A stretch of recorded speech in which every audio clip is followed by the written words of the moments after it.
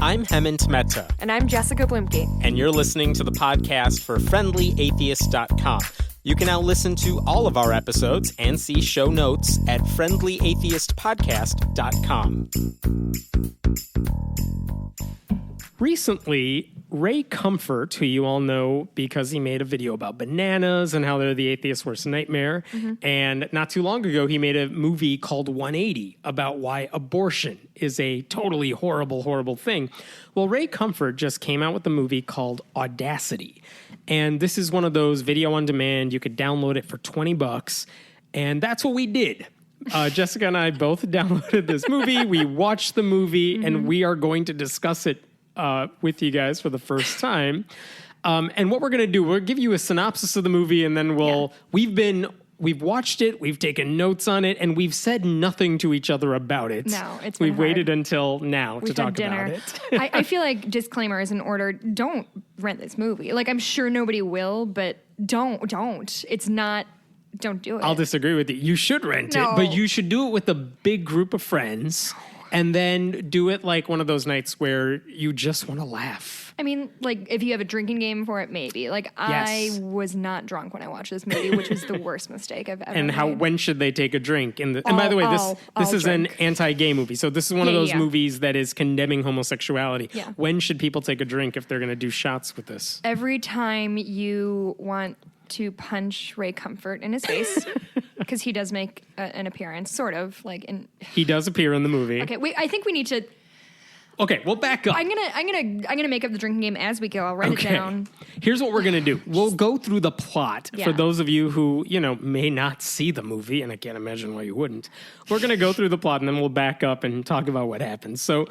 It starts off. There's two main characters really in the movie. Yeah. One is Peter. Who.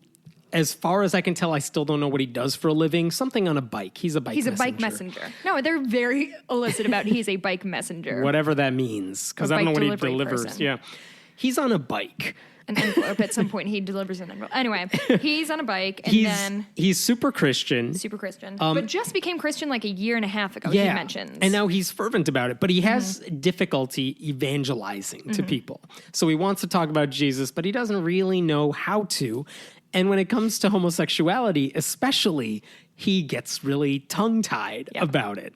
So, he'll run into gay people. At one point, he runs into a gay couple, a lesbian couple, on an elevator, and they're obviously together, and he wants to say something to them. Well, because the premise is he's on the elevator, they get in the elevator, they're holding hands, and they're smiling, and he goes, "Oh, you look happy," because people talk to strangers on elevators in this universe, which don't do that. And the gay couple says to him, "We're getting our marriage license, we're so excited." And he's like, "Oh." And then and they do like a close-up on his back jeans pocket, and he's like pulling out this... the Christian pamphlet on homosexuality. Which he just happens to have locked and loaded. Like I like to imagine he has pockets for every scenario. Like atheist, gay people, polygamy, and like he's wearing cargo pants just to stuff them all in there. No, I was thinking like a trench coat with several different pockets. Anyway, that would be creepy. Yeah. So he's about to pull out the homosexuality pamphlet, and then decides not to. Because he doesn't really know how to say it to them. And I'm going to forward. We'll come back to this scene in a moment. Yeah. But this happens throughout the movie where he wants to say something, but he doesn't. Right. Let's talk about this elevator scene because I want to talk about it now. He gets out of the elevator, the lesbian couple gets off the elevator. Peter is still in there. And then all of a sudden... Well, they pass the guy in the suit who sees them holding hands and does this "Oh, brother, I roll." Yeah, the lesbian couple goes to get their marriage license, and this guy sees them, and he's pissed off at their existence. Obviously. So, which I will note that this, in a similar fashion to Left Behind, which we also watched for reasons, they do a really good job of making their party look like assholes.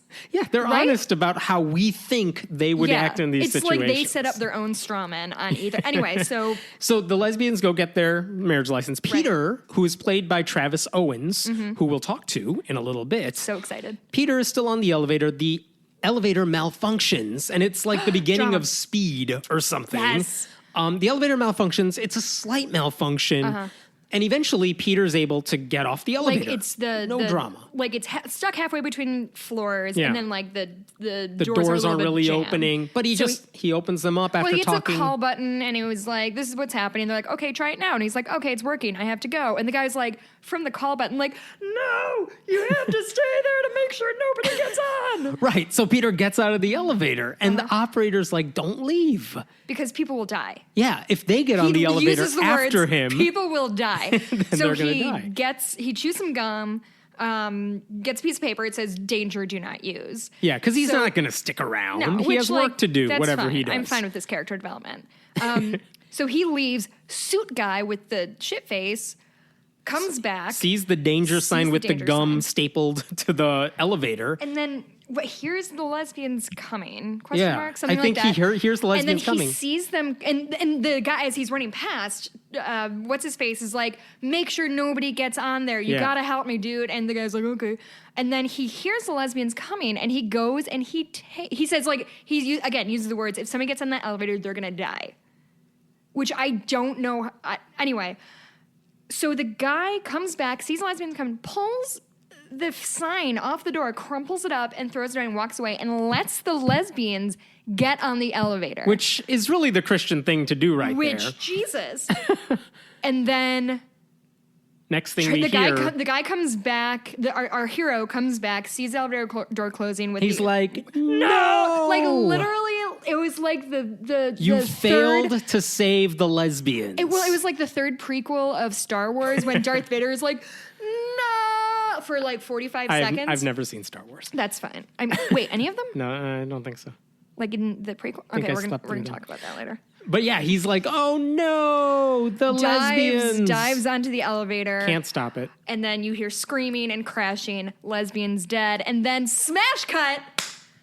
Travis wakes up in bed. Travis? Peter is the character. Is Travis the actor? Travis is the actor. Peter wakes up in bed. It was all a nightmare. Okay, so. Which I don't, like, the emotions I felt when he woke up in bed were both, like, horrified and relieved. Because I was like, if this is the ride we're getting on, that people are dying in elevators, like, I'm 1,000% on board for this movie. So obviously, this is all a giant metaphor that the Christian was supposed to save the lesbians from impending doom. He didn't do it, and he let the lesbians die when he could have saved them. Yeah. There's our heavy symbolism right there. Yeah. No, I mean... I hate to grant this movie any merits, but it's after watching this movie, I'm like, if they actually feel that way, if they actually feel that, like, saving me from hell or whatever is like saving me from, like, crashing in an elevator, like, I mean, I get why they're, like, all up my ass about it, but... Because you have to save them then if that's how you feel. If they really go home feeling that guilty, that, like, my friend is gay. Penn Jillette from Penn and Teller, he's answered this question. Someone's asked him, like, how do you act when someone gives you a Bible? And they think he's going to be mad about it because he's an outspoken atheist. And he says, I appreciate it because I know that if they really feel I'm going to hell, I appreciate that they're giving me a Bible and reaching out to me like this because they want to help me. If the stakes are really that high, then, like, of course you're going to do... Anyway. Okay, so he's in bed. Wakes up. Didn't it start in the comedy club, though? Oh, yeah. So there's a side story going on here where Peter, the character, is in a comedy club. His friend is a stand-up comedian who... It's apparently funny, but I didn't catch any of the jokes. Okay. It wasn't... As someone who has done stand-up comedy, what'd you think of our stand-up comedian friend? First of all, I was baffled by his existence in the movie. Because he doesn't fit into the plot. Did not drive the plot. He's like anywhere. A friend of Ray Comfort's who they wanted to just stick in the movie. I will say his impersonations, which is all his stand-up. It wasn't his stand-up is just... It was just impersonations. Impersonation after impersonation. They weren't bad. Like, they're kind of funny. But, like, I mean, they weren't... like, they were spot-on impressions. They were good impressions, there was no writing but what the hell does that have to do with anything? The writing in this... I mean, you and I are both human beings who make our living as writers. Right.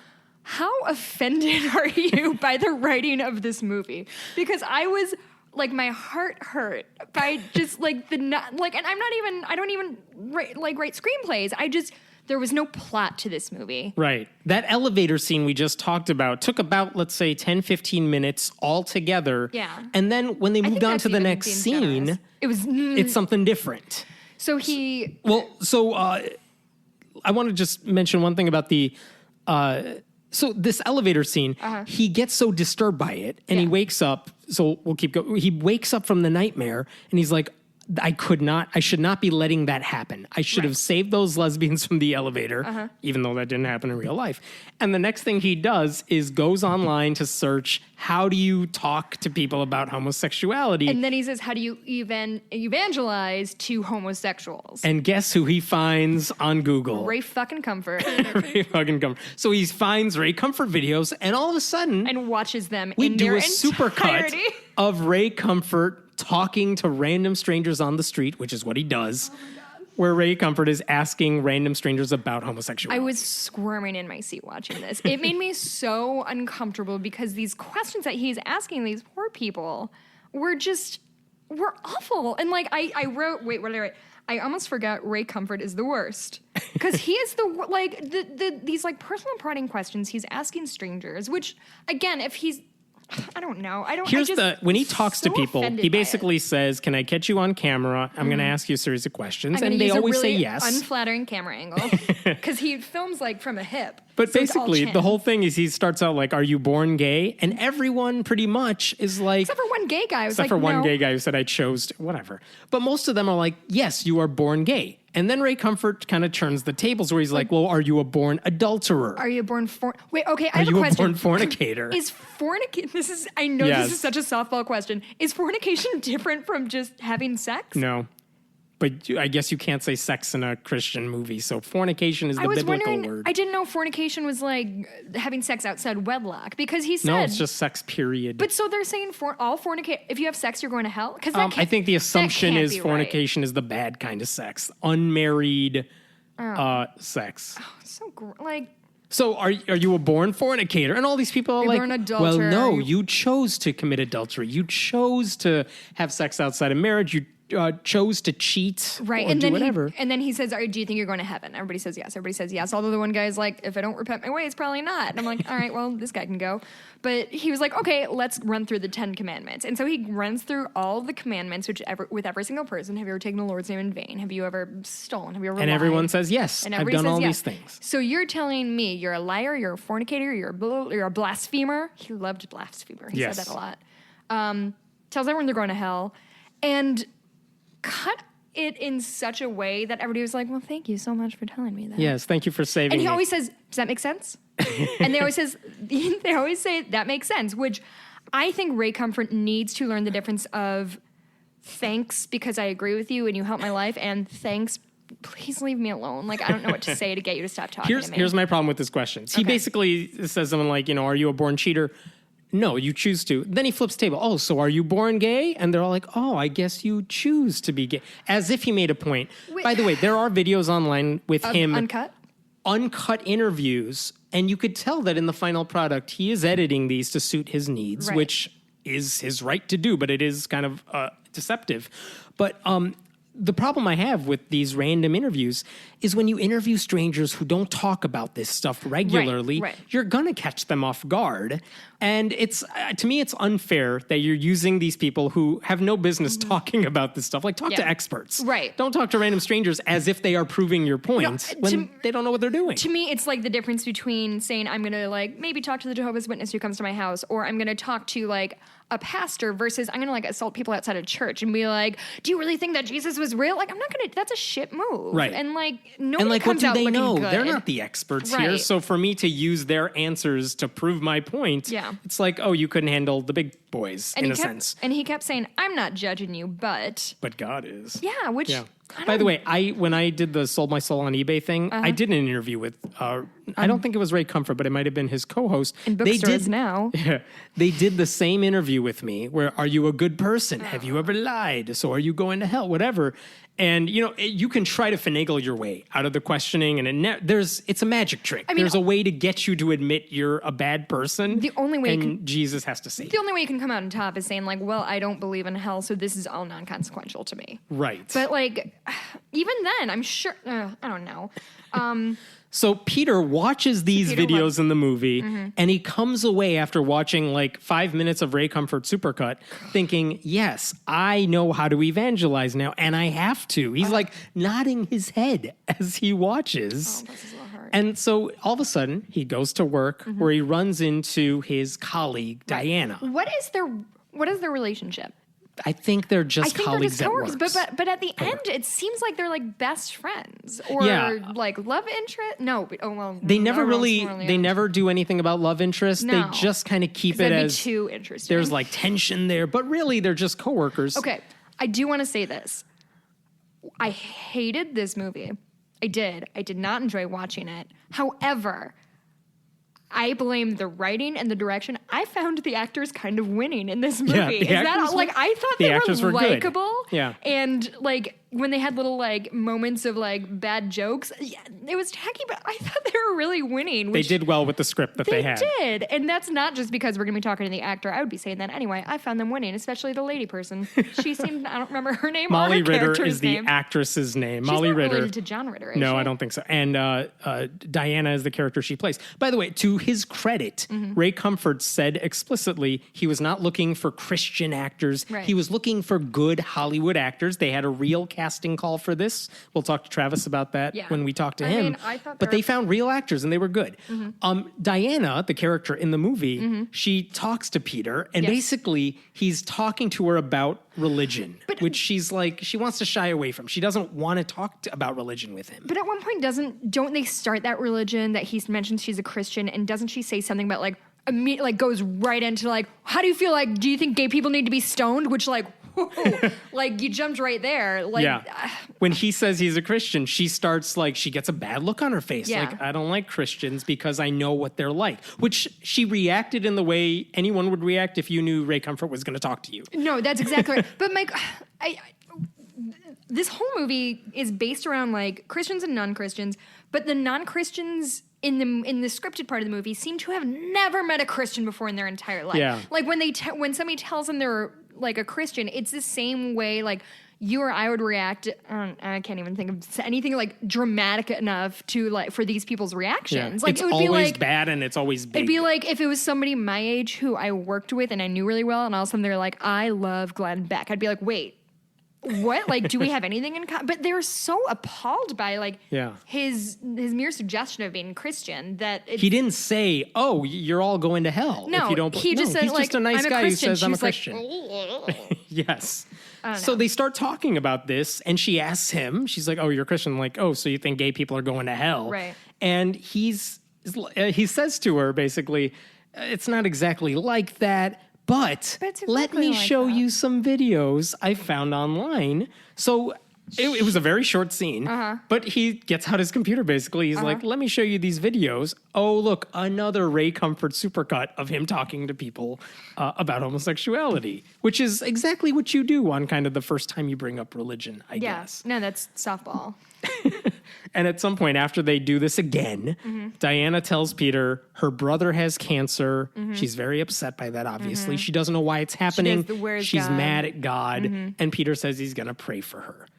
And then the movie takes a really weird turn. And this is what Jessica's talking about with the writing. Yeah. We just cut to a scene in a convenience store. Just in out of nowhere. Trying on sunglasses. Random people are in there. There's a gay couple in line. Peter's to try on sunglasses. I don't want us to pass this by.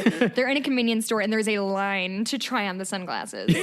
I don't understand why that was where we land. Anyway, this is what you do in a convenience store. You go there to hang out like you would a mall. But he was by himself, just like trying on. Anyway, so and all of a sudden, Peter is he comes to the store to pick up some stuff, and there's a shady dude. You know he's a shady dude because he's wearing like hobo gear.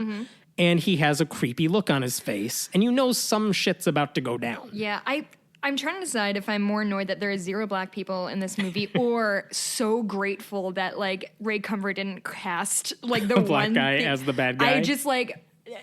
anyway, it was he was really a white hobo, basically. He was a white hobo. So the white hobo... Long hair, like hippies. decides to rob the store. Everyone's freaking out, understandably. Peter's stand-up comedian buddy... who this is his only purpose in the film, is in the car waiting for him, realizes this is happening. Like, oh, there's a robbery going on in the store, and I'm in the car outside. Let me text Peter's coworker, Diana, and tell her Peter's getting robbed. Not It's serious. Like, there's a gun. Pray! 4 exclamation points. Yeah, he's hiding in the car, by the way. He's not doing anything useful here. I mean, I want to think that he also called the police, but I think he text messaged first. Which is what you do. They're not going out, by the way. This is not his wife or his girlfriend. No. Just a random colleague at work. But, I mean, she needs to get out and pray. Yes. So they're in the store. The guy is, like, going crazy. Like, the cops show up. And so it's Peter and then the gay couple, and they're like all on the ground, and this is all happening, and everybody's screaming and yelling. There's a woman. Robert is shocked, by the way, when he hears sirens. Like, who called the police? Because this makes no anybody? Sense. Yeah, right? This is what everyone's trying to do. So he takes a hostage. Yeah. He takes the woman who's in the store, one of them, I think, takes her hostage, comes outside to the cops and says, if you come after me, I'm going to shoot her. So, but before, like, this is the excellent screenwriting. So before, when they, like, drop on the ground, Peter knocks a can off a shelf. And by the way, the sound editing, which I know isn't a thing I should care about, but I can't help it. Like, he knocks a can off the shelf and it makes zero sound. It just, like, falls into oblivion. But which I only bring up to say he looks at the can. Peter sees the can. We get a close-up of the can. It's spinach, by the way, because he brought up that he likes Popeye, so it has to be a can of spinach. Oh my God, I just got that. You're welcome. No. You're welcome. So he grabs the can of spinach. He says, shoot me, don't shoot her, shoot me, shoot me. Oh, right. That was his, like, the hostage takes the girl, and Peter says, don't shoot her. Don't shoot anybody in the store. Because you'll have to answer to God, is his first thing. And then he says, shoot me. And then he gets a gun to his head. He's like, no, don't shoot anybody, which... That's fine. I mean, I'm fine with that response. I would probably do the same thing. So anyway, Robert's outside. Don't shoot anybody. Don't shoot me. So Robert's outside, hostage. The police have no idea what to do. They're just standing there. They're just standing there, kind of yelling. And then Peter gets the can, clobbers the guy along the head. He falls. Doesn't clobber it. He throws it. He lobs the can at the guy's head. And a can of spinach knocks the robber out cold, apparently. Yeah. And that's it. Peter saves the day. Saves the day. And then the gay couple comes up to him afterwards. Oh, before we get to the gay couple, not only does the stand-up comedian friend in the car text Diana, he's okay, and she starts praying for him. My favorite part is Peter texts Diana, and he's like... we got the guy, or like the robber's down. And then sends like a series of funny clips of selfies. Him He's taking selfies with the can of spinach, like I'm hitting the guy, which with the robber in the car. Event. But he almost died, and he's like, "Let me take a happy selfie with the robber in the car," and the cops let him. Yeah.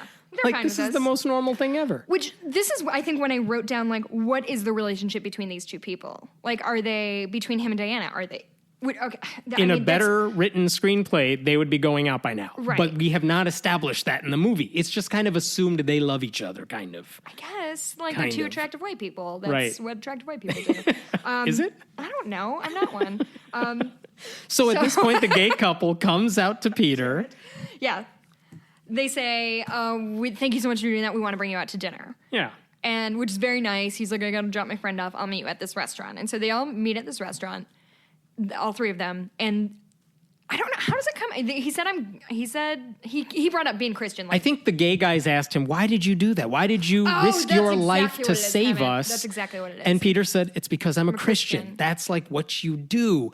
And again, one of the gay guys is like, has the Ray Comfort reaction look like, oh, you're a Christian. So you probably hate the fact that we're gay. So... And he does, okay, so that guy's clearly set out to be, like, straw man bad guy. And yeah, like, that initial reaction is kind of shitty, but, like, what's-his-face immediately begins, like, again, with the pamphlets on pamphlets. Yeah, Peter has pamphlets on him. All over the place. And he, like, starts bringing them out, like, it's not me who hates gay people. It's like, you have to do God this. God hates gay people. And so guy A is, like, mad and... How dare you? Which, like, yeah, I don't know. If I'm there with my partner and the guy is all of a sudden like... Giving me a pamphlet telling me I'm going to hell. Thanks for saving me, but bye. Yeah. And that's what he does. He leaves. And he does say to his partner or husband or whoever, they don't really establish that, if you better not bring any of these pamphlets into our house, which I'm sorry, I'm still on his side. I'd be furious. But the partner says, I will stick around and talk to Peter because I think I owe him that much in a sense. Yeah. He saved my life. Yeah. So Peter ends up evangelizing to this other gay guy. Yeah. And the thing is, like, they definitely do the thing where they show time-elapsing, courses happen, pamphlets are read, and more pamphlets. And the best part is, in addition to the pamphlet, when it comes time, I don't know if it's time to tip the waitress, he hands her... Oh, fuck. He hands her $1 million bill, which is really a gospel tract, which if you're a waitress, that has to be the worst possible way to get a tip. Sorry. Not if you're a waitress. When I was a waitress, that did happen to me. You got a Christian holy tract? Shit, I lost my mind. I was so... And in lieu of tip, which... In lieu of a tip, not in addition. Not in addition to, like... Oh, that would piss me off, too. I've gotten a few pamphlets, like, in the book, but one time it was like I was, God, beside myself. I was so mad. And by the way, that pamphlet and the $1 million bill are all examples of product placement because you could buy them on Ray Comfort's website. Really? Yes. I love that. But in this horribly unrealistic movie, the least realistic part of this movie was when and it was like in a montage scene, the waitress came back with another waitress and asked for another $1 million bill because they're like, oh, I love this pamphlet. We want to pass these around to our friends. No, that's not going to happen. But like, and then they ended it with the guy kind of doing the like, oh, you have some good points sort of face, which... So, yeah, as if the gay guy's gonna go home with a pamphlet. What's the next scene in that guy's life? Breaking up with his boyfriend, obviously. And like... Joining a monastery. Whatever. I can't even. So at this point, the dinner is over. Peter goes to visit his friend at the stand-up comedy club where he dropped him off before dinner. And Diana meets him at the comedy club and tells him, I watched those Ray Comfort videos. I am starting to believe. They did like kind of a supercut of her. I think it was like in the midst of the pamphlet scene. Yeah. Of her like on her laptop in her dark apartment, like watching these videos, which is so compelling. This is what you do in a dark apartment. So compelling to watch is like somebody clicking around on a laptop. So she shows up. The comedy is happening. Oh my God. Big quotation hands while you say comedy. And then she has an emergency. Someone texts her. She has to go home. And you hear on the other side, it's her sister-in-law, brother isn't doing well. You need to come watch the kids. Right. So she runs. Takes her car, which has very little gas, starts to drive home. Mm-hmm. And at some point in the middle of this, few minute drive to home, her car runs out of gas. But she passes a guy hitchhiking. Yeah, there was a guy. She passed him. And she stops because the car runs out of gas, doesn't know what's going on. And she starts texting people like, I need help, whatever. And crazy hitchhiker dude comes up and starts banging on her window like he's gonna assault her, basically. And she's screaming, As trying you to would. call, being the most reasonable human in the world, trying to call the police, doing whatever. Like, crazy man, just like trying to break into my car right now. The guy's lines. Rock. The guy's lines, by the way, are like, oh. Yeah. Like crazy in the script, yelling. It clearly said yell. Like muffled yelling, indistinguishable. The guy picks up a rock, breaks her car window with alarming ease. Like, it was very way too easy. Like, it shattered like pane glass. It was awful. Yeah. Pulls her out of the car, and it turns out she had been on a train track and somehow didn't know, and he was pulling her out to save her from the train. So you see, Hammond, she thought he was trying to be mean to her and thought he meant her harm, but really he was saving her. Yeah. You may not listen when someone's pounding on your car like that, and they may seem mean, but if you don't listen to those people who really have your best interest at heart, you're going to be in trouble. Which is so, I don't know if victim blaming is the right word, but, a person who's having a normal reaction, a normal response to a thing, but, little girl, you didn't know what was best for you. This guy knew what was best for you. That kind of, it gave me shades of that. By the way, all of this that we're saying, this is not our interpretation of the metaphor in the movie. They literally had a news camera come on afterwards, and they show a scene of the news saying, this man saved this woman from the train tracks. And then I wrote this down. They literally said on camera, I hope I'm paraphrasing this anyway. You may try to save someone and they won't listen, but you have to do it anyway because these things may not end well if you don't. They may not like you at first, those people who are being saved, but they will appreciate what you've done for them. Basically, they laid out the metaphor, threw it on you in case you weren't smart enough to pick it up. And we cut to the final scene.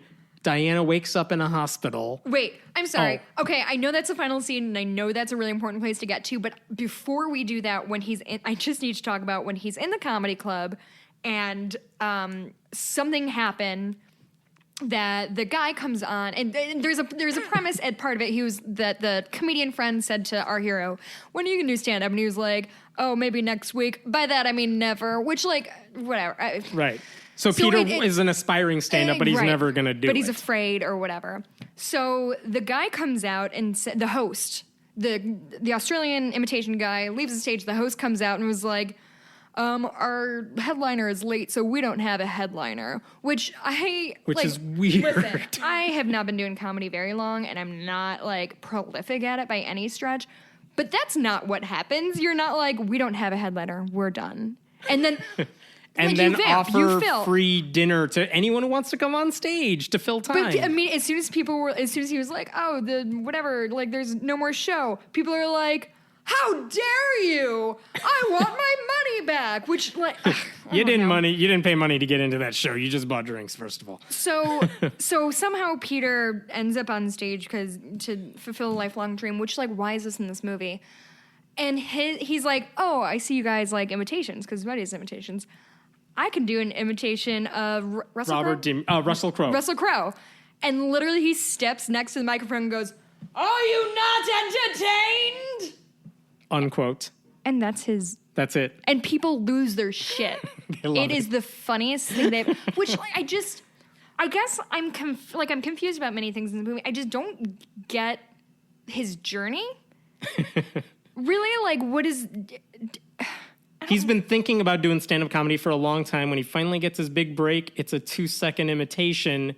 That's fine, but that's not a set. Okay, Hemant, what is this movie about? So we got a few minutes, but... No, I need you to... I can't give you an answer. There's no answer to the movie. Diana gets up from this hospital coma that she's in because crazy man assaulted her. I don't actually know why she's in a coma because she was saved. But she wakes up from the hospital and Peter's there with flowers. What is the relationship? Yeah. And she tells him she's been reading the Bible. And by the way, we finally get a picture of her home. And it turns out there's a picture of Diana with her lesbian partner. Bombshell. It turns out she's the lesbian who needed to be saved all along. And all of a sudden, she switches sexual orientation because Peter's in the hospital now to save her, and Jesus saved her, and now they're all in a happy relationship. I watched it with my fiance, and I don't know why he watched it with me. He's, bless his heart. And he just said, when the credits are rolling, "I'm just so angry right now," which I think is the only real response to that. Because it's not a fun, bad movie. It's the same thing as like Left Behind. It wasn't a fun, bad movie. It was just... Although in hindsight, I feel like I liked Left Behind a lot. Like, in there was a storyline in Left Behind. Here was just a series of vignettes that weren't really connected, but they kind of were, as long as Ray Comfort was your connecting thread. Baffling. Like, no one will ever watch a Ray Comfort movie and then say, oh, homosexuality is a bad thing. I mean, who's going to do that? The thing is, that's not... I don't think that's his goal, though. I don't think his goal... I think his goal is not to convince people that homosexuality is bad. I think his goal is to convince people who already agree with him to, like, go out and evangelize against more. Homosexuality. Right? That's like, true. that... I mean, he's not changing anybody's mind. He knows he's not changing anybody's mind, right? Right. I think that's probably accurate. Right? You would hope he figured that out by now. I don't know. Okay, so here's what we're going to do. Okay. You could tell the movie made us angry. We will say in credit, and not because we're talking to him, the acting was fine. Like I said, they went through a real casting agency. They cast real actors. The acting was fine. They did the best with the script that they had. The script, weird. And so here's what we're going to do. We are going to talk to Travis, and we're not going to talk about... I don't care about his opinion on the film. It's not his... I'm not asking the actor in the film to trash your film. Well, because importantly, Travis has since come out saying that he's not religious. Right when Travis is actually very pro LGBT rights, and so is Molly Ritter, who played Diana, which is fascinating. So I think that's the important thing here, not necessarily just that like he was in this.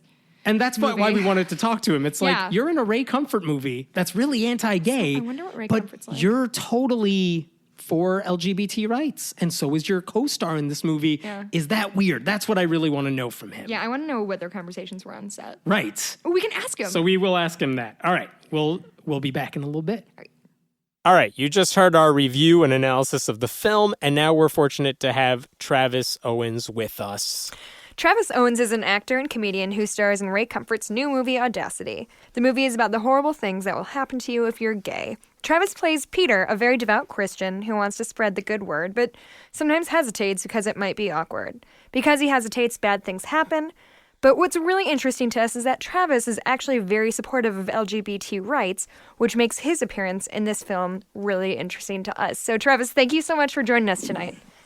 Yeah, thanks for having me. Absolutely. How did you first hear about this film? Like, how did you get involved with the production in the first place?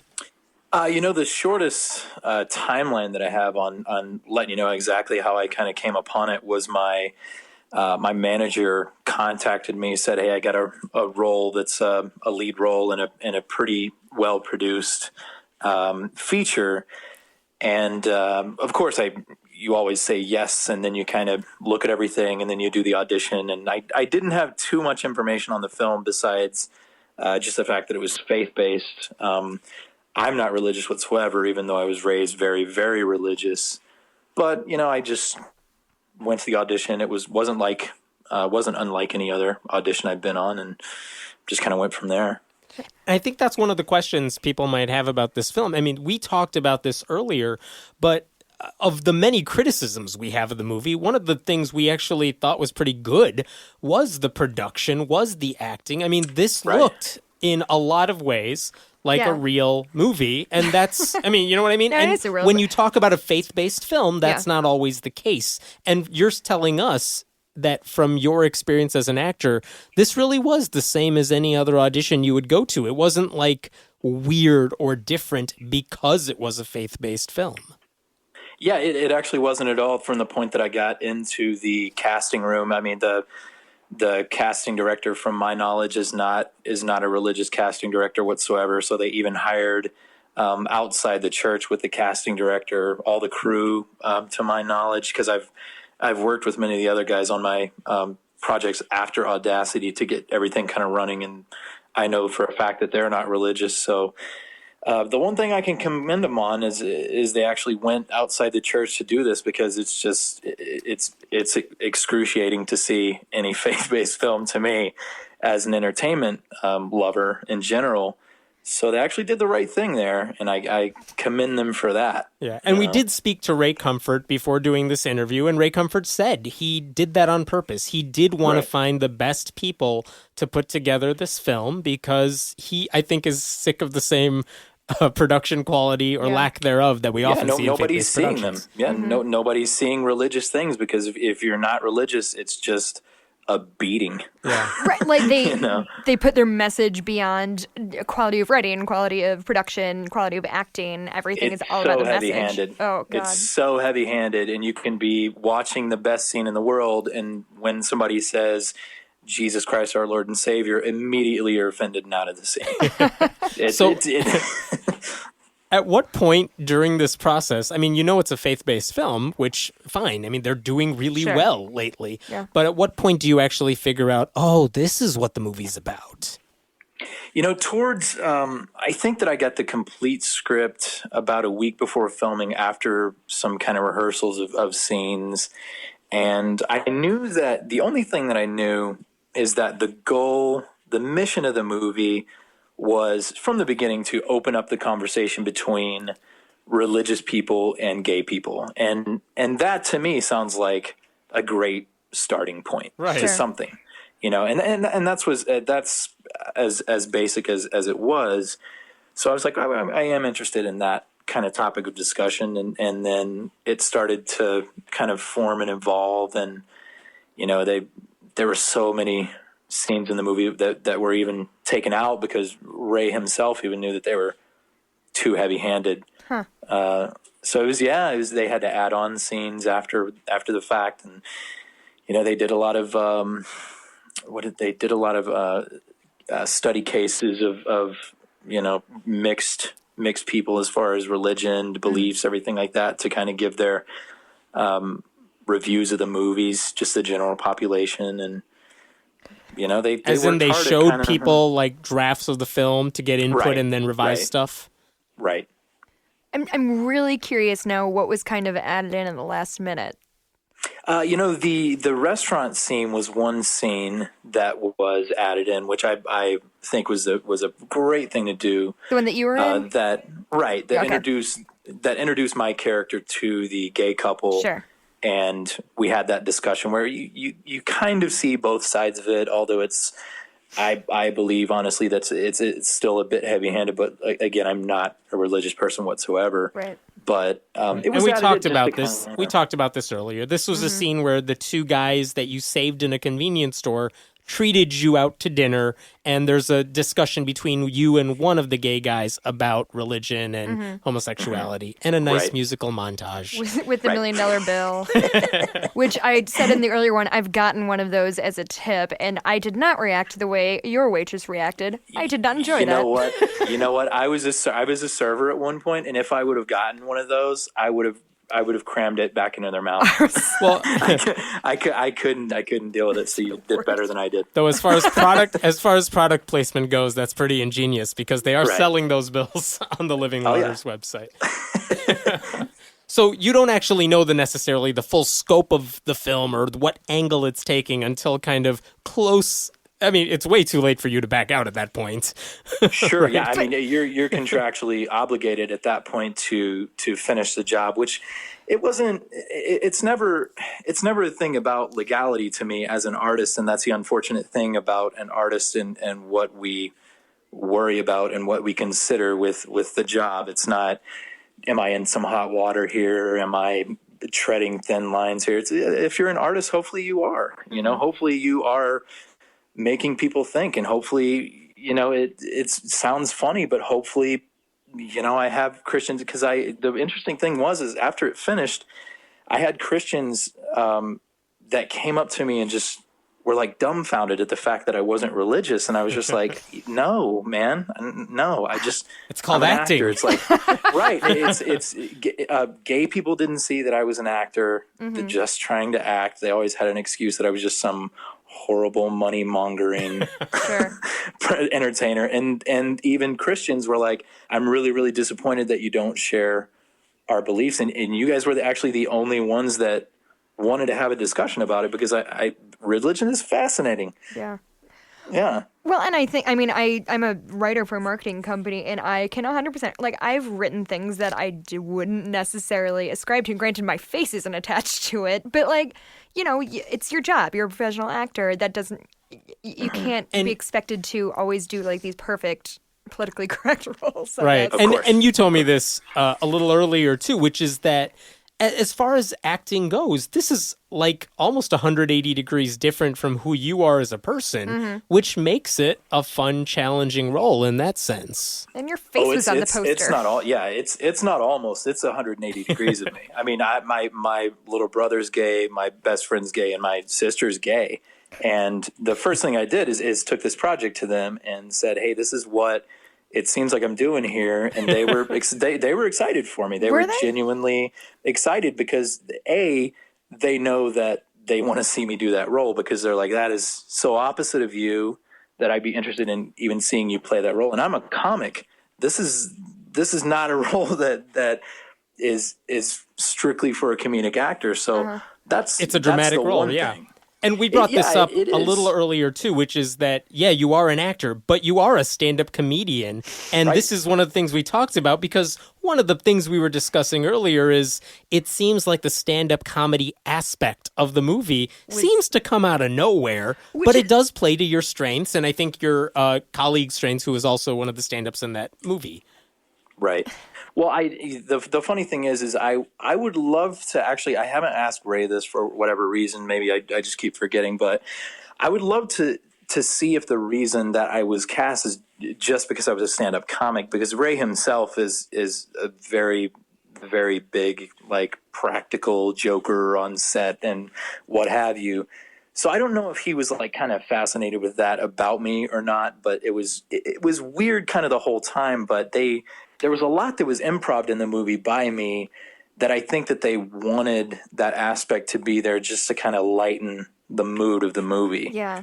I really wish they had done more with like you doing the stand-up at the end, because especially if you come from a comedy background, I was like, you got up there, I'm like, oh, I'm going to see some Christian stand-up comedy, which I am really, well, really what's really excited. funny, it's really funny that you said that, because the whole room was set up to do stand-up, and Ben Price, who is a very, very religious comic in Australia, has a set that is kind of catered toward like a G-rated audience, but I go up every night here in Los Angeles at the biggest clubs out here that are definitely not G-rated. Mm-hmm. But I would label myself a PG to PG-13 comic.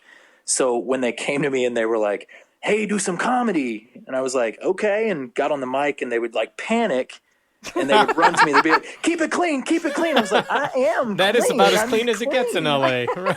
Right. I was like, what do you want me to do? I'll keep it clean. I'm not an idiot. In the movie, you do an imitation of Russell Crowe. I'm wondering, was that part of a longer set and they just cut it down to that? Because that's the fastest stand-up set we had ever seen. But the audience loved it. And the audience loved it in the movie. The quickest victory of all time in stand-up. Yeah. You owned that room. Yeah, exactly. No, it was just a little, I can't remember. I think it was in the beginning of that script, it was just like, it was a little, hey, Peter does an impersonation or something like that. And I kind of ran some stuff by him, and I ended up doing the Russell Crowe bit. And you know what? I think it was in the script, it was a Russell Crowe impersonation. And then I improv the Russell Crowe line. Awesome. So they just wanted something Russell Crowe, but that was my realm to be in. So you're right. You know, they were really into Russell Crowe. You guys like A Beautiful Mind? This script just keeps getting better and better. Like, I don't know if you know, guys, but I know all of Les Mis. Right. I'm into this. No, just you guys like Godspell? Oh, did you have any personal discussions with Ray Comfort on the set?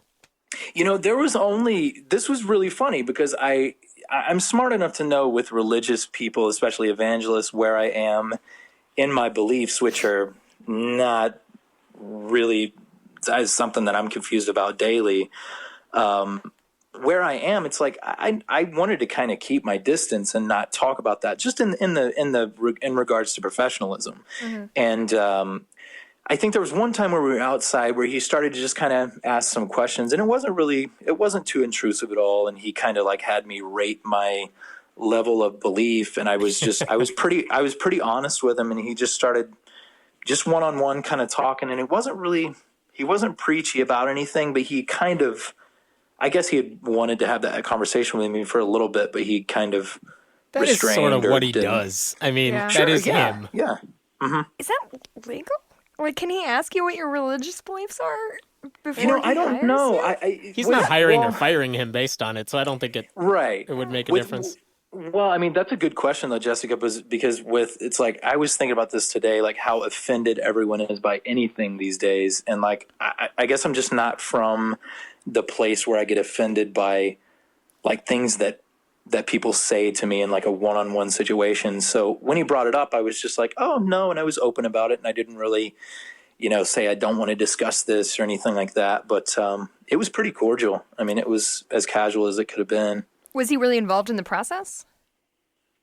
Of the process of the movie? Of filming the movie? Like, was he on set?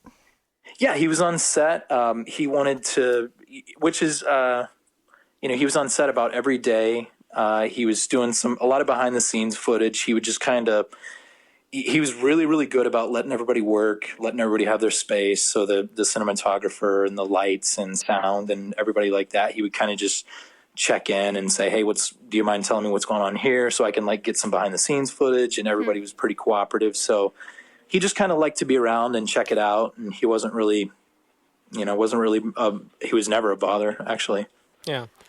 How much did you know about Ray Comfort before the film, and at what point did you realize, oh, so that's who Ray Comfort is? And did you see the banana video? Got to ask about the banana video. I before the audition, my manager usually does the due diligence on what projects I get on, and that she represents a lot of clients, so she does as much as she can as far as the surface level due diligence on anything as far as the legitimacy. So she looked at that. I didn't really look at much besides like street interview stuff. But the street interview stuff I looked at was really like, I don't know what other people think of it, but it's kind of what I come to expect from somebody that says like they're very, very religious. So if you were to tell me, hey, this guy produces a faith-based film and he owns a faith-based production company, I would expect to find some videos online of that guy doing some soapbox preaching somewhere. So I didn't really, but he's got so much content out there that I can't sit down for 3 hours to find what I'm going to be offended by. Not like Do you your know character. what I mean? Yeah, though your character has watched quite a bit. Oh, sure. Yeah. Yeah, it's on the back of my eyelids when I sleep. So, yeah. But, so it was really, really towards the end of filming once I got, like, a whole aspect of, like what he did, what his stance on things were. That's about the time I knew that he did 180, those kind of things. So banana video, yes or no? Because that's This part is of important. it's a very important question. I did see that video, but the video to me, like, I didn't know if they were kidding. Do you know what I mean? Like, Nobody knows. Join the club. Nobody my friend. knows for sure. He Like maintains that it was a joke. Ray Comfort says it's a joke. However, it's not a joke. It's a joke. I don't know. if it's a joke, it's like it's weird because if it is a joke, it's almost like there's a hidden genius there. You know what I mean? Because it was so dry. It's made to go viral. That's sort Like, of do you thing. think Ray Comfort is Andy Kaufman-ing us all? Yeah, it's got to be. But it's got to be Jesus and Andy Kaufman. Here's my theory about that, and it is founded on nothing but my own ramblings. But my theory on that is that he made it in seriousness and then saw its reaction, and then like Sure, it's pretend a he's. joke. Oh, you know what it's like? It's like The Room by Yeah. Oh my God. I can't think of his name. Anyway, have you ever seen The Room, Travis? Yeah, no, I haven't. Tommy I haven't. Wiseau. Tommy That's it. Wiseau. It's just like this movie that was. It's notoriously bad, and it's been like shown in midnight shows and like gained this cult following. This is so off the point. But it was made in a very serious in a very vein. serious way, and then he realized that people were kidding about it. He's like, "Oh, I was totally in on the joke." We're like, "Tommy, no, you weren't." Well, you weren't. I can tell you, and you can use this to the best of your knowledge for yourself. He is a very broad sense of humor. So I don't know. So I don't the know if that subtlety- helps with anything. No, it does. It does. He's all not coming he's not together. your Ricky Gervais of subtlety. So just know that. I also want to point out that when we asked Ray Comfort about you, because you and your co-star Molly Ritter, he did say this, and I want to quote this to make sure I get it right. Ray Comfort said this, knowing that you guys are pro-LGBT rights. Travis and Molly are both excellent actors and wonderful people. They are also extremely professional, and we really enjoyed working with them and getting to know them, what they believe is their business. Which I thought was a really wonderful answer. That's a classy thing to say. Yeah, it's a very classy thing for Ray Comfort to say. So kudos to him for going for merit instead of trying to find other Christians. Yeah, and I did see that, and a lot of people, especially within the last 2 weeks, especially like gay people with the ruling and on how they know how Ray stands on the ruling and things like that. It's like you do have to give credit where credit's due, and you really have to applaud someone that says something that is bigger than what you thought they were. And I do honestly, if I'm telling you just person to person about Ray, he's a really, really nice guy on set. He always asked me if I needed some water, anything to eat, if I got enough to eat, if how the day's going. So I really do have to credit the fact that he's a really nice, genuine, giving guy that just has such a strong belief in his convictions. Yeah, you know? and I will add to that I know plenty of atheist groups in California who have interacted with Ray over the years. I've always heard the same variation of that story, which is he's great in person. Yes, he has those beliefs. He's wrong. We want to criticize his beliefs, but he is a good guy, which that's kind of what you hope for. Well, and Hammond, wouldn't you say you and I have had this interaction time and time again where Travis, on this show, we try to get people who disagree with us on a lot of things. And we think that's really important, is to get different points of view. And I will say, without fault, I don't think we've ever interviewed anybody who we flatly disagree with. And there have been several who I wouldn't go get a beer with after the podcast. You know what I mean? And I think the way people stand is, I don't know. It's the one thing that was really, really interesting to me, if I can add, was after I met him, so you go into something and you find out information on somebody and you find out some past experience with somebody and their beliefs on something, and towards the end, the ending day of filming, it's familiarity is such a strangely powerful thing.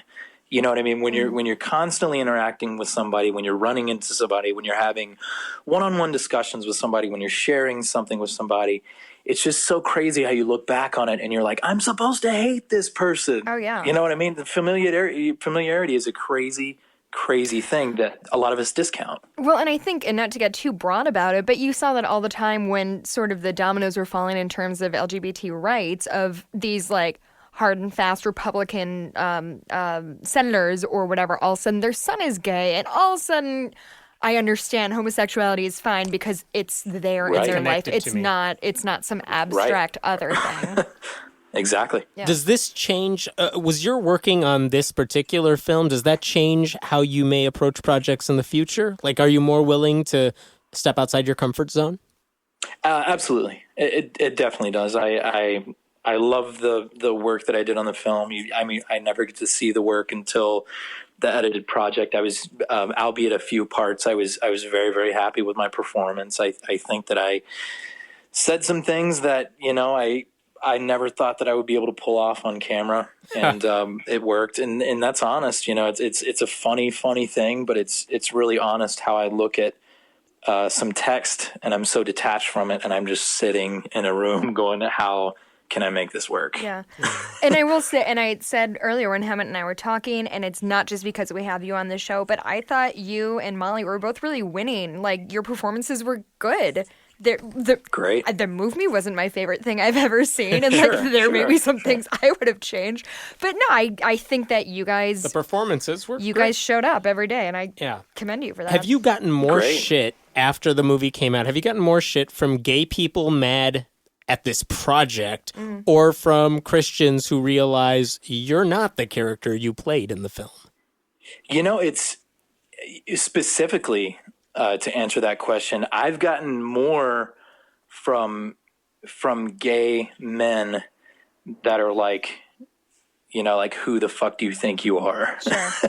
with me doing the role, and it's I'm in a weird spot because it's some of my gay friends, it's it makes them more mad when I try to defend myself as an artist. And I'm you guys know how I feel. So why, I don't get what this is coming from. If you know that I support and you know that I retweet, and it's I didn't promote the movie. I wasn't legally obligated to promote the movie. And it's not something that I ever did, but it's it's a lose-lose. It's the first really big lose-lose that I've ever been faced with until you guys actually wanted to have a discussion about it, which is great. And and to be perfectly frank, if Hammett didn't come across your tweets, I would have assumed you were part of that movement, that conservative anti-gay movement, because what else would we have to go on? But on the flip side, I don't at all fault. I have tons of friends who are working actors and comics. And I think if any of them got the chance to be a lead role in a movie that was going to get marketed and promoted, there's not a lot of people. It's easy to talk when that offer's not on the table. Yeah. I don't know a lot of people who would say no to that. I don't know. My friend was in Mamma Mia for 2 years. She had to sing Dancing Queen every night. Sometimes you do things. I did do an audition in college. I auditioned for a role, and they were looking for brown people. I'm I'm in. Oh, that's you. Sweet. I'm gonna get. You're brown as fuck. I had to read lines saying I'm a terrorist who wants to blow up the Trade Center. There you go. No. And the only thing stopping me at that point was I have a test on the day of filming. I can't do this. Wait, but I thought about it for a bit. You're an actor? I really wasn't. And that was kind of the problem, too. But I know what you're saying, Travis, about, this was a good role. It's a challenging role. And I think especially for you being from the comedy world, here's a chance to do what so many comedians want to do and show off your acting chops in a dramatic role. That's a hard thing to stay away from when it's on your resume. Look, I do comedy. Look, I do drama. That looks really good for anything in the future. And I'm also, that said, I get where your gay friends are coming from. Yeah, no, I completely do. I feel for you, Travis, that you are in kind of you're definitely in a rock/hard place situation that I'm not super envious of. Oh, I want to talk about your relationship with Molly. Not your relationship, but just kind of when you guys were on the set together. When did you figure out did you figure out that you were kind of like, oh, this is a little out of my element, and are we in this together? What were those conversations like? Right. Well, this is what's funny because it's like it turns into like Sherlock Holmes. It's like a detective, like on set. You're like, which one of you is the dark one? So as you're like navigating through the set, so you start to slowly like find out who you can say offensive things to. And so Molly was one of the first people that I was like, I got some kind of like subtle hint from her that she wasn't very religious. And we were open to kind of like have whatever conversation we wanted to have. And so I kind of just, you know what? We carpooled one day to base camp, and that was where we kind of like started talking about everything. And even then it's like, we both kind of like agreed to, it's not really, I mean, what do you really need to say to somebody that's religious that's like, you don't want to offend them because why? You know, what's the reason if you can just kind of be professional and kind of work in the same environment for the greater cause, you know, We should teach you our atheist handshake. That will help next time. If you come to Chicago, we'll teach you the handshake. It's really important. It was funny because when you watch the movie and you listen, like early on in the film, when your character says he's a Christian, the character Diana that Molly is playing comes right back with these questions that I've heard so many times before from other atheists, which is just that face, followed by, so you hate gay people, so you do this. And I'm watching Molly portraying that character. It's like, she's really good at this. Like, I don't know if that's in the script or she's improvising, but like, she's had that conversation before. And that's one of the I mean, for all the criticism we might give the script, that was pretty dead on in terms of the reaction, I think. I mean, it's exaggerated in some ways, but yeah, I've seen that reaction before, so I was like, both, it's like both parts were exaggerated. How it's like aggressive atheist, cool Christian. Yeah. Right. It's like both of those, they were totally like polar opposites of like the extreme versions of those things, which is, I don't know, you have to dramatize it, I guess. So subtly, I guess that's what they did. Okay, here's the really big question Him and I discussed a lot. What is the relationship between Peter and Diana? What is the relationship? Because at first it was like they're just coworkers, and then you're bringing her flowers while she's in a coma or something. And then she's going to text when you're in a convenience store. I can give you an exact, because this was funny enough. This was never really discussed, but I can tell you one piece of information, and you can create your whole world out of it. All right. So on set, when we were doing a scene in the comedy club, when she comes to sit with me when I'm watching toward the end of the movie. Yeah, exactly. When we're going to hug our director right before the take, because I didn't really know either what that relationship was, the director right before the take was like, "You're going to get up and hug her.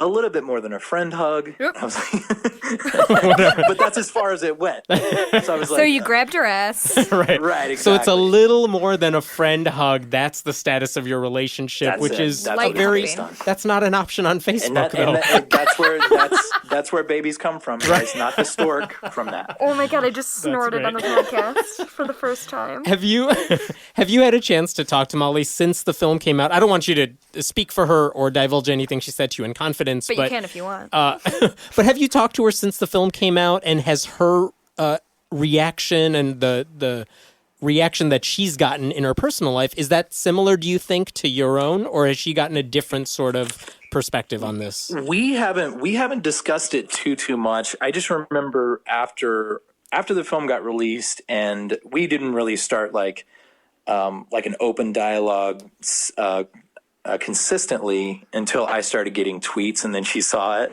And so she was like, wow, really blowing up here on Twitter.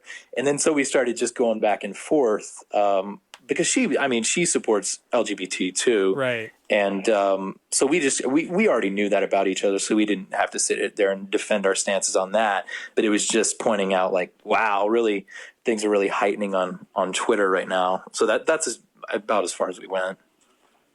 Cool. And what are you going to do now? What's in your immediate future now that this film is kind of done with? You know, I'm always doing stand up around LA. I don't tour much because of acting here, but I have a comedy that a comedy sketch that I just shot with John Rohde, who was the cinematographer on Audacity. So we immediately we immediately hooked up and did a really, really dark comedy sketch that's going to be out really soon. It's based on two hillbillies that have horrible information and think that they know what's wrong with the world these days. So like real hillbillies. So, right. Well, it's two very, very big hillbilly characters that are discussing how they think that what's happening on Mortal Kombat X is exactly what kids are doing to each other on the school ground. Tale as old as time. Right. So they're like freezing each other and sticking spears through each other and turning into sorcerers. And it's just, so it's that's my world is comedy and characters and things like that. So I'm doing that now. And one last question. What do you hope people who watch the film, what do you hope they take away from it? That's a really, really good question, and I don't know if I have the most amazing answer right now, because I didn't think that many people would see the film. So it's not really, do you know what I mean? So it's not really something that you really concern yourself with when you know it's not going to reach a huge audience. You know, it's like a film is going to do, it's like this is what people on both sides don't realize that are atheists, that are Christian, that are gay. The film is going to do exactly what it was going to do anyway. It has a limited audience. It's like atheists weren't going to see it. Gay people, a few gay people were going to see it and try to show their friends, and they were going to stop watching 5 minutes through. Christians are going to love it because it's like the first thing that they've done that's like very, very well produced, albeit a few projects. So it's not really, it doesn't really have the power to like move a lot of people in a big way. It's like, I don't know, with Christians, the best answer and the obvious answer is that I hope that it does show them that, you know, I mean, gay people are, they're different than you, but I would love for it to say, hey, leave them alone, but it doesn't, you know. I would love for gay people to be like, hey, Christians don't hate you, but gay people don't believe that anyway. You know what I mean? It's like they don't. They gay people don't believe that Christians hate them. It's like you have Christians and you have assholes, and then you have gay people that are understanding, and then you have assholes. It's like they're not directly a part of the community. They're just an asshole. Yeah. Let me add to that, and not putting words in your mouth, but I would... we said this earlier, like, should you watch this film or not? Jessica doesn't want people necessarily to buy the film off of Ray's site. No offense, Travis. Yeah. I think they should. We're not getting residuals. I feel really bad then. I think they should in some capacity. And I would say that for the same reason I've visited and paid for admission to the Creation Museum twice, which is that which is that it's an educational thing as an atheist to see what the other side is saying. And I think it's worthwhile to see it firsthand from their perspective instead of through someone else's filters. And I think it's important to know what someone like Ray Comfort thinks about gay people, how he argues, how he does the heavy-handed metaphoring and all that. Yeah, and there's a value to this is I can listen, I can exactly see where Jessica's coming from. I really do, because I'm an emotional person that acts on emotion, and I get it. I totally get it, and I'm totally empathetic. So I definitely understand where you're coming from. Now, as far as what you just said, Hemant, is I love the fact that you said that you should go buy it online because of this. This is the only reason why. And my girlfriend is a therapist, so maybe this is her talking. But you reward good behavior with a person that's going, look, this is what you need to be doing. And this is what Ray needs to be venturing into is, hey, let's try to understand each other and let's try to have a conversation with an understanding of, hey, look, we understand that you think like this, we think like this, let's have a discussion about it. So in a way, rewarding good behavior on making a project that is a little less heavy-handed may be good, you know? So I agree. And I think it is important that, you know, both sides too, it's so easy, and I've seen it through atheists, and I've definitely seen it on the other side. It's always very easy to create caricatures and stereotypes, straw men of what the other side has to say. It means a lot more. You are more effective in terms of advocating for LGBT rights when you can say, here's what the other side did. I know it because I saw it. I experienced it. This is their own words. We've spoken on this podcast before with the Right Wing Watch. Yeah. And like, why are they, in my opinion, why are they so effective? Because all they do is take the right wing people in context and they just say, this is what their actual words are. You don't have to say anything more. So I think there's some value in saying, look, this is how Ray Comfort argues. So if you want to combat that vision, you should know exactly what they're doing. No, and I did mention earlier, and I will concede that the scene with, oh my God, it was so heavy-handed, but like with the train tracks in the car and the guy pulling out of the car, like when the guy... And the news reporters explaining everything to you. Oh my God, this is my brother and this is... But I did say, this is the... If really Ray Comfort thinks that we are also in danger of going to hell, that if he doesn't like proselytize to everybody he finds, that it is like letting people get hit by trains. If that's really what they believe, that was a good way to put it, and it makes me slightly more empathetic. It will not make me want to talk to people in the street.